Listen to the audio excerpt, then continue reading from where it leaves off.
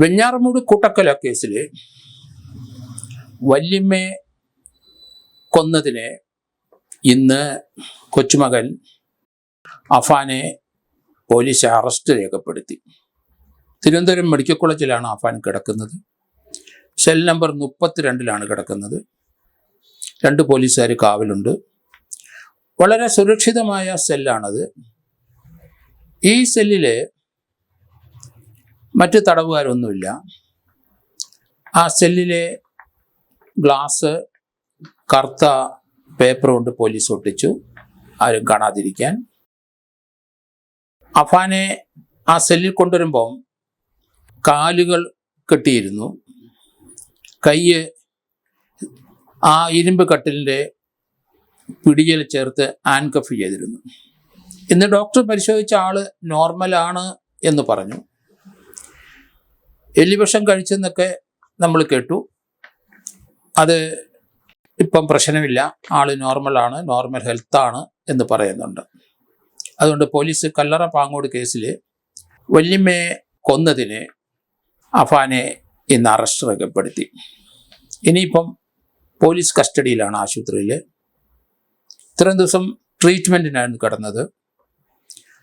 Arrest രേഖപ്പെടുത്തിയിട്ട് 24 മണിക്കൂറിനകം police Nedumangad judicial first class magistrate മുമ്പിൽ ഹാജരാക്കണം. ഇല്ലെന്നുണ്ടെങ്കിൽ മജിസ്ട്രേറ്റിനെ ഹോസ്പിറ്റലിൽ വരുത്തി റിമാൻഡ് ചെയ്യിക്കണം.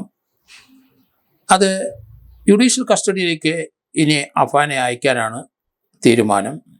അതിനുശേഷം മറ്റു 2 കേസുകളിലെ അറസ്റ്റ് രേഖപ്പെടുത്തും. മാനസിക നില ഡോക്ടർമാരുടെ അഭിപ്രായത്തിൽ ഇപ്പം നോർമലാണ് എന്നാണ് കണ്ടിരിക്കുന്നത്. മനുഷ്യത്വം വെഞ്ഞാറമൂട്ടിൽ മരിച്ചു വീഴുന്നതാണ് നമ്മൾ കാണുന്നത്. അവിടെ അമ്മയെ കൊല്ലാൻ ശ്രമിച്ചു, അതുപോലെ വല്യമ്മയെ കൊന്നു, പിതാവിൻ്റെ സഹോദരൻ്റെ ഭാര്യയും കൊന്നു. മുത്തശ്ശിയുടെ വീട്ടിൽ പോയി മുത്തശ്ശിയെ കൊന്നിട്ട് അവരുടെ കഴുത്തിലുണ്ടായിരുന്ന മാല അപഹരിച്ചു. ആ കേസിലാണ് ഇപ്പോൾ റിക്കവറി നടത്തേണ്ടത്. ആ കേസിലേക്ക് ആ മാല എവിടെ പണയം വെച്ചോ അവിടുന്ന് പ്രതിയായി പോയി അത് റിക്കവർ ചെയ്യണം. അത് പഴയ ഇന്ത്യൻ പീനൽ കോഡിൽ അല്ലെങ്കിൽ എവിഡൻസ് ആക്ട് 27 റിക്കവറി നടത്തേണ്ടത്. അതിപ്പം BSAയിൽ 21 മാറി. പ്രതി പറയുന്ന അതനുസരിച്ച് പ്രതി നയിച്ചുകൊണ്ട് പോയി എവിടെയാണ് സ്വർണം കൊടുത്തിരിക്കുന്നത് അവിടെ പോയി റിക്കവറി ചെയ്താൽ, പ്രതി പറഞ്ഞത് വാസ്തവമാണെന്ന് തോന്നിയാൽ അത് evidence act 27 Indian evidence act, ഇപ്പോൾ അത് BSA അത് വകുപ്പ് മാറി സെക്ഷൻ 23 അത് റിക്കവർ ചെയ്യുമ്പം വേറൊരു സാഹചര്യ തെളിവും വേണ്ട. വല്യമ്മയെ കൊന്നത് ഇയാളാണ്, അവർ ധരിച്ചിരുന്ന ആഭരണം കസ്റ്റഡിയിലെടുത്തിരിക്കുന്നു എന്നാണ് അതിൽ നിന്ന് മനസ്സിലാകുന്നത്. അതുകൊണ്ട് ആ ഒരു കേസിൻ്റെ അറസ്റ്റാണ് പോലീസ് ആമുഖമായിട്ട് ഇപ്പോൾ രേഖപ്പെടുത്തിയിരിക്കുന്നത്. ഇനി 2 കേസിൻ്റെ അറസ്റ്റ് രേഖപ്പെടുത്താനുണ്ട്. അത് ജുഡീഷ്യൽ കസ്റ്റഡിയിൽ വാങ്ങണം. മജിസ്ട്രേറ്റിൻ്റെ മുമ്പിൽ ഒന്നെങ്കിൽ ഹാജരാക്കണം, അല്ലെന്നുണ്ടെങ്കിൽ മജിസ്ട്രേറ്റ് മെഡിക്കൽ കോളേജിൽ വന്ന് ജുഡീഷ്യൽ കസ്റ്റഡിയിലേക്ക് റിമാൻഡ് ചെയ്യണം.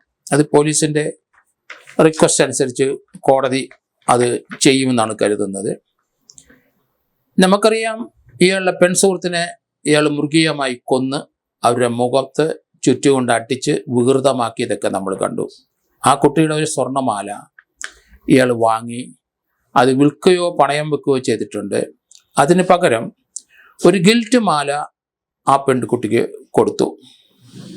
അത് ധരിച്ചാണ് ആ പാവം പെൺകുട്ടി സഞ്ചരിച്ചിരുന്നത്. അതിനത് തിരിച്ചെടുത്ത് കൊടുക്കേണ്ട ചുമതല ഇയാൾക്കുണ്ട്. അത് ആ പെൺകുട്ടിയുടെ എന്തു പറഞ്ഞു എന്ന് നമുക്കറിയില്ല. അതിനെ നിഷ്ഠൂരമായി കൊല്ലുകയും ചെയ്തു. ആ സ്വർണ്ണമാല കൊടുക്കാൻ കഴിയില്ലാത്ത കൊണ്ടാണോ കൊന്നത് നമുക്കറിയില്ല. ഏതായാലും പണത്തിന് ആവശ്യമുണ്ട്. 72,000 74,000 രൂപ മുത്തശ്ശിയുടെ മാല പണയം വെച്ച് കിട്ടിയിട്ടുണ്ട്. അതിൽ 40,000 രൂപ കടം വാങ്ങിച്ചത്, എമർജൻസി ആയിട്ട് കടം വാങ്ങിച്ചവർക്ക് മടക്കി കൊടുത്തു എന്നും പറയുന്നുണ്ട്. ഏതായാലും മാറിയ കേരളത്തിലെ സാമൂഹ്യ സാഹചര്യം അനുസരിച്ച് നോക്കുമ്പോൾ ഭൂരിപക്ഷം ചെറുപ്പക്കാർക്കും ചെറുപ്പക്കാരികൾക്കും അവർ ധനാർത്ഥികളാണ്, അവർ ലഹരി ഉപയോഗിക്കുന്നു, മദ്യം ഉപയോഗിക്കുന്നു, അവരെ സഹായിക്കാത്തവരോട് പകയാണ് ഉണ്ടാകുന്നത്. പലരുടെയും മാനസിക നില നോർമലല്ല. അങ്ങനെ ഒരു സമൂഹമായി. ദൈവത്തിൻ്റെ നാട് എന്ന് നമുക്കിനി പറയാൻ കഴിയില്ല. കാരണം ഇത് ദൈവത്തിൻ്റെ നാടല്ല. ഇവിടെ യഥേഷ്ടം കുടുംബങ്ങളിലാണ് ഇപ്പം കൊലപാതകങ്ങൾ നടക്കുന്നത്. സ്വന്തം അച്ഛനെയും അമ്മയെയും സഹോദരിയെയും സഹോദരനെയൊക്കെ കൊല്ലുന്നു.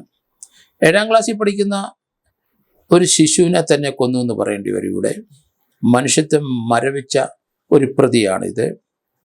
അയാൾക്ക് ആരോഗ്യമുണ്ട്, പക്ഷെ അതനുസരിച്ച മാനസിക വളർച്ചയില്ല. ഇയാളുടെ അമ്മ ഇപ്പോഴും അയാളെ മകനായിട്ട് കണക്കാക്കുകയും കൊലയ മകൻ ജീവിച്ചിരിക്കുന്നു എന്ന് കരുതി വിശ്വസിച്ച് അവർ ആശുപത്രി കിടക്കുകയാണ്. അവരെ ഹോസ്പിറ്റലിൽ നിന്ന് പോലീസ് ഇനി ചോദ്യം ചെയ്ത് അവരുടെ സ്റ്റേറ്റ്മെൻറ്റ് റെക്കോർഡ് ചെയ്യുമ്പം തീർച്ചയായിട്ടും അവർ ഈ 2 മക്കളെയും സംരക്ഷിച്ചുമാണ് മാത്രമേ മൊഴി കൊടുക്കുകയുള്ളൂ. അമ്മയുടെ സ്നേഹം അങ്ങനെയാണ്. മൂത്ത മകന് പ്രശ്നം ഉണ്ടാക്കുന്നതെന്ന് അമ്മയ്ക്ക് അറിയാം. അതുകൊണ്ടാണ് ബോധം തെളിഞ്ഞപ്പം ഇളയ മകൻ്റെ കാര്യത്തെപ്പറ്റി ചോദിച്ചത്. എന്തായാലും അവർ സ്വബോധത്തിലേക്ക് മടങ്ങി വരുന്നു എന്നാണ് വാർത്തകൾ വരുന്നത്. ഏതായാലും ഇപ്പോഴത്തെ പ്രതിയുടെ അവസ്ഥ അയാൾ നോർമലായി എന്ന് പറയുന്നുണ്ടെങ്കിലും അയാളെ കാലിൻ്റെ കെട്ടഴിച്ച് വിട്ടെങ്കിലും അയാൾ കസ്റ്റഡി തന്നെയാണ് പോലീസിൻ്റെ. അതുകൊണ്ടാണ് കട്ടിലോട് ചേർത്ത് അൺകഫ് ചെയ്ത് അയാളെ കിടത്തിയിരിക്കുന്നത്. അവിടെ 2 പോലീസുകാരും കാവലുണ്ട്. മെഡിക്കൽ കോളേജിൽ നോർമലാന്ന് പറഞ്ഞു കഴിഞ്ഞാൽ അങ്ങനെ ഒരു സർട്ടിഫിക്കറ്റ് ഇഷ്യൂ ചെയ്തുള്ള ഇയാളെ ജുഡീഷ്യൽ കസ്റ്റഡിയിൽ ഹാജരാക്കി റിമാൻഡ് ചെയ്യും. ആ റിമാൻഡിൽ കിടന്നുകൊണ്ട് അടുത്ത 2 കേസിൻ്റെ അന്വേഷണം പോലീസ് നടത്തും. ആ 2 കേസിലേക്ക് ഇനി റിമാൻഡ് കിടക്കുന്ന പ്രതിയുടെ അറസ്റ്റ് റെക്കോർഡ് ചെയ്യാനാണ് സാധ്യത. അതുകൊണ്ട് വരും ദിവസങ്ങളിൽ പോലീസിൻ്റെ ഇതുവരെയുള്ള അന്വേഷണത്തിൽ നിന്ന് പോലീസ് കണക്കാക്കുന്നത് ഇത് പണത്തിന് വേണ്ടി ചെയ്തതാണ് എന്നുള്ള രീതിയിലാണ് പോലീസ് പറയുന്നത്. ഇയാളുടെ മാനസിക രോഗം എന്താണെന്ന് കണ്ടെത്തേണ്ടിയിരിക്കുന്നു. ഇയാളുടെ മൊബൈലും അതുപോലെ ഇയാൾ മൊബൈലിൽ ഏതൊക്കെ സാഹചര്യത്തിൽ ഇയാൾ സഞ്ചരിച്ചിട്ടുണ്ട്, എന്തൊക്കെയാണ് കണ്ടുപിടിച്ചത്, ഇയാൾ എന്താണ് നോക്കിയത്, ഇയാളുടെ കൂട്ടുകാരാരാണ്, ഇയാളുടെ മൊബൈൽ ഫോണ് എൻ്റെ കോൾ ഡീറ്റെയിൽസ് പോലീസ് കണക്ട് ചെയ്തിട്ടുണ്ട്. ഇയാൾ രാത്രിയിൽ ട്രിവാൻഡ്രത്തേക്കൊക്കെ സഞ്ചരിക്കുന്ന സമയത്ത് അയാളുടെ പിന്നിലൊരാളുണ്ടായിരുന്നു. അയാൾ ഹെൽമറ്റ് വെക്കാതെയാണ് പോകുന്നത്, ഇയാൾ ഹെൽമറ്റ് വെച്ചാണ് പോകുന്നത്. എങ്ങോട്ടാണ് അവരുടെ യാത്ര, ആരെയൊക്കെയാണ് കാണുന്നത്, ഈ കൊലപാതകത്തിന് പിന്നിൽ മറ്റാരെങ്കിലും ഉണ്ടോ എന്നുള്ള കാര്യങ്ങളൊക്കെ പോലീസ് അന്വേഷിച്ച് വരണം. ഏതായാലും ഇത് മുന്നോട്ട് നീട്ടിക്കൊണ്ടുപോകാൻ പോലീസിന് കഴിയില്ല. അയാൾ സ്വബോധത്തോടെയാണ് നോർമലായി എന്നിപ്പം തന്നെ അറിഞ്ഞപ്പം തന്നെ ഡോക്ടർമാർ അങ്ങനെ ഒരു ഒപ്പീനിയൻ കൊടുത്തപ്പം തന്നെ അയാളെ അറസ്റ്റ് രേഖപ്പെടുത്തി കഴിഞ്ഞു. അത് മുത്തശ്ശിയെ കൊന്നതിൻ്റെ അറസ്റ്റാണ്. ഇനി തുടർച്ചയായി മറ്റ് 2 കേസുകളിൽ അറസ്റ്റ് ഉണ്ടാവും. വരും ദിവസങ്ങളിൽ ഇയാൾ ആരാണ്, അല്ലെങ്കിൽ ഇയാൾ സ്വയം ചെയ്തതാണോ, മറ്റാരെങ്കിലും പ്രേരിപ്പിച്ചതാണോ, മറ്റാരെങ്കിലും അഡ്വൈസ് ഇയാളുടെ കയ്യിലുണ്ടോ, ഇയാളുടെ മൊബൈൽ ഫോണിലെ സ്ഥിരം സന്ദർശകനായതുകൊണ്ട് അതിൻ്റെ അകത്ത് നിന്നുള്ള ഏതെങ്കിലും ഫോൾസ് ഡയറക്ഷൻ അനുസരിച്ചാണോ കൊലപാതകം നടത്തിയത്, ഇങ്ങനെയൊക്കെ ധാരാളം കാര്യങ്ങൾ പോലീസ് പരിശോധിക്കാനുണ്ട്. വരും ദിവസങ്ങളിൽ ആ കാര്യങ്ങൾ വന്നെങ്കിൽ എന്താണ് ഇത്രയും പേരെ കൊല്ലാനുള്ള കാരണം എന്ന് പോലീസിന് പറയാനൊക്കുള്ളൂ. തൽക്കാലത്തേന് വല്യമ്മയെ കൊന്നതിന് ആണ് അറസ്റ്റ് റെക്കോർഡ് ചെയ്തിരിക്കുന്നത്.